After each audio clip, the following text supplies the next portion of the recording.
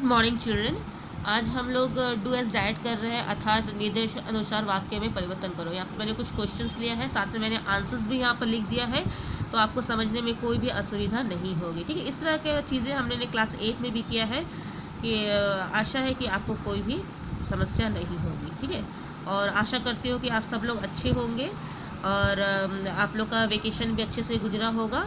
ठीक है, और ये भी आशा है कि आपने मेरा प्रोजेक्ट भी कंप्लीट किया होगा और वो भी सही तरीके से। ठीक है, तो आज हम स्टार्ट करते हैं ये क्वेश्चन आंसर्स, जिसमें हम लोग को निर्देश अनुसार वाक्यों में परिवर्तन करना है। आपको ऑलरेडी इंस्ट्रक्शन यहाँ पर दिया गया है, उसके अनुसार ही आप अपने वाक्यों में परिवर्तन करेंगे। तो मैंने सबसे पहला क्वेश्चन लिया है, बालक गुड्डे से खेल रहा है। ये जो डू एस डायरेक्ट आपका पोर्शन में है, प्रिय हाफली पोर्शन में है। ठीक है, ये बचा हुआ है हम लोग का, तो इसलिए आज हम इसे कंप्लीट कर ले रहे हैं।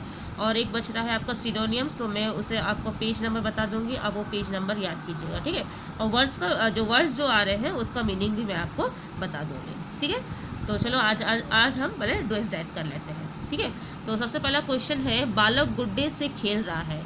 तो यहाँ पर मेरा इंस्ट्रक्शन दिया हुआ है कि वाक्य में लिंग परिवर्तन कीजिए। तो लिंग में देखिए, यहाँ पर जो बालक है और यहाँ पर गुड्डे, दोनों ही जो है मेल है, तो हम इसको फीमेल में कन्वर्ट कर लें। जैसा कि मैंने यहाँ पर किया है, बालिका, बालक का हो जाएगा बालिका और गुड्डे का हो जाएगा गुड़िया, गुड़ियों। क्योंकि गुड्डे जो प्लूरल फॉर्म है, तो इसलिए मेरे को यहाँ पर हमने गुड़ियों लिखा। ठीक है, बालिका गुड़ियों से खेल रही है, यहाँ पर भी जो क्रिया है वो भी जो है आपका फीमेल में ही कन्वर्ट हो जाएगा। ठीक है, तो इस तरह से आपका वाक्य होगा, बालिका गुड़ियों से खेल रही है।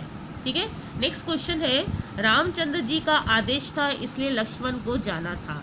तो एक वाक्य है जिसको आपको सरल वाक्य बनाना है। हम लोगों ने सरल वाक्य, मिश्र वाक्य और आपका संयुक्त वाक्य, ये सब भी हम लोग क्लास 8 में किया है। ठीक है, यदि आपको फिर भी चाहते हैं कि मैं फिर से उसको समझाऊँ, तो आप मुझे ज़रूर बताइएगा, मैं फिर से आपको समझा दूँगी सब कुछ। ठीक है, तो यहाँ पर आपको दिख रहा है कि रामचंद्र जी का आदेश था इसलिए लक्ष्मण को जाना था।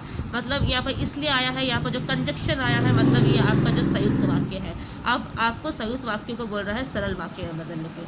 सरल वाक्य क्या होता है? सरल वाक्य ऐसा वाक्य होता है जिसमें एक सब्जेक्ट होता है, एक प्रेडिकेट होता है और वर्ब होता है। ठीक है, एक क्रिया होता है, विधेय होता है और जो है आपका सब्जेक्ट मैंने कर्ता होता है, सब्जेक्ट होता है, दैट मीन्स कर्ता होता है, विधेय होता है और आपका क्रिया होता है। तो इस तरह से हमको ये वाक्य को जो है सरल वाक्य में बदलना है, जिससे कि हमारे कंजक्शन जो है यहाँ से रिमूव हो जाए। ठीक है, तो रामचंद्र जी का आदेश था इसलिए लक्ष्मण को जाना था। तो इसका आंसर होगा, रामचंद्र जी के आदेश के कारण लक्ष्मण को जाना पड़ा। देखिए मैंने लिखा है, रामचंद्र जी के आदेश के कारण लक्ष्मण को जाना पड़ा। तो ये आपका जो है सरल वाक्य में कन्वर्ट हो गया है। देखिए इसको हम इंग्लिश में बोलते हैं सिंपल सेंटेंस। ठीक है, नेक्स्ट जो है हमारा, मोहन कब विद्यालय गया था। तो मोहन कल विद्यालय गया था। तो यहाँ बोला कि भविष्य काल, बने भविष्य, फ्यूचर टेंस में आपको यहाँ पर लिखना है। ये तो इजी है, आप लोग आराम से बना लेंगे। मोहन कल विद्यालय गया था, तो उसका हो जाएगा मोहन कल विद्यालय जाएगा। जो फ्यूचर टेंस जो हुआ नहीं है, उसका आंसर होगा मोहन कल विद्यालय जाएगा। वो अभी गया नहीं है, जाएगा। ठीक है, नेक्स्ट क्वेश्चन है, उसका जीवन सुरक्षित था। अब इसमें देखिए, इस वाक्य में लिखा हुआ नहीं का प्रयोग कीजिए, किंतु वाक्य का अर्थ ना बदले। मतलब आपको ध्यान में रखना है कि आपको नहीं का उपयोग करना है, लेकिन जो सेंटेंस है उसका मीनिंग चेंज नहीं होना चाहिए। सेंटेंस है, आपका जीवन सुरक्षित था, माने आपका जो लाइफ है बिल्कुल सेफ है। लेकिन अभी आपको यहाँ पर नहीं का प्रयोग भी करना है और अपने सेंटेंस का जो अर्थ है उसको भी बरकरार रखना है। तो इसका आंसर कैसा होगा? देखिए, उनका जीवन असुरक्षित नहीं था। असुरक्षित नहीं था मतलब सुरक्षित था। ठीक है, तो मैंने नहीं भी लगा लिया और वाक्य का अर्थ भी नहीं बदला और मेरा वाक्य भी बन गया है। ठीक है, तो इस तरह से हम लिखेंगे, उनका जीवन असुरक्षित, असुरक्षित मैंने सुरक्षित जो नहीं है, नहीं था मैंने सुरक्षित था। ठीक है, आई होप कि आपको समझ में आ रहा है। यदि आपको समझ में नहीं आ रहा है तो आप मुझे ज़रूर बताइएगा। ठीक है, एक और भी क्वेश्चन मैंने नहीं से दिया है, शायद आपको वहाँ पर भी क्लियर हो जाए। इन फूलों का रंग कितना निराला था। तो देखिए, इन फूलों का रंग कितना निराला था, इसमें वचन बदलने को कहा गया है। तो आप देख रहे हैं कि फूल जो है ये बहुवचन में है, तो हम इसको एक वचन में कन्वर्ट कर लेंगे। ठीक है, और जब एक वचन में कन्वर्ट कर रहे हैं तो इन की जगह में जो है वो दूसरा क्वेश्चन वर्ड आ जाएगा। देख लेते क्या है, इन की जगह पर लिखना है इस फूल का रंग कितना निराला है।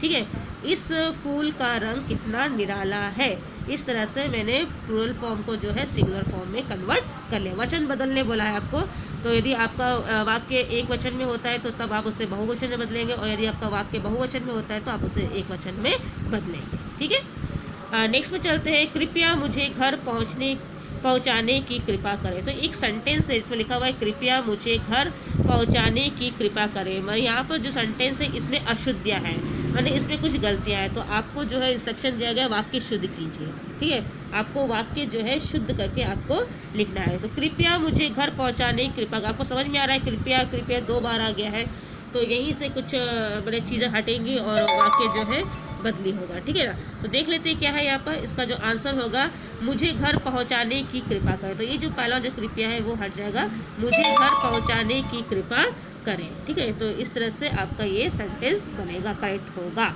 ठीक है, नेक्स्ट है आपका कर्तव्य का पालन नहीं करने में दुख है। अब देखिए यहाँ फिर से नहीं वाला आया है। ठीक है, कर्तव्य का पालन नहीं कर, मैंने आप कर्तव्य का पालन नहीं करते हैं तो उस पर दुख होता है, तो आपको नहीं हटाना है, लेकिन वाक्य का अर्थ भी नहीं बदलना चाहिए। ठीक है, तो देखिए क्या करना है। इसका आंसर होगा कर्तव्य का पालन करने में सुख है। आपने नहीं को भी हटा दिया और सुख लिख दिया, मतलब करने में दुख नहीं है, मतलब आपको सुख मिल रहा है उसमें। ठीक है, तो इस तरह से इसका आंसर हो जाएगा कर्तव्य का पालन करने में सुख है। तो इस तरह से मैंने 7 यहाँ पर क्वेश्चन कराया है डूएस डायरेक्ट का। आपको वर्कशीट में जो गूगल फॉर्म में भी आपको कुछ क्वेश्चन मिलेंगे, आप उसे कीजिएगा और सबमिट कीजिएगा। ठीक है, फिर देखते हैं कि तब उससे मुझे पता चलेगा कि आपको कितना समझ में आया है। यदि कोई भी असुविधा होती है यहाँ पर इस सेंटेंस में तो आप मुझे ज़रूर इन्फॉर्म कीजिएगा। Okay, thank you.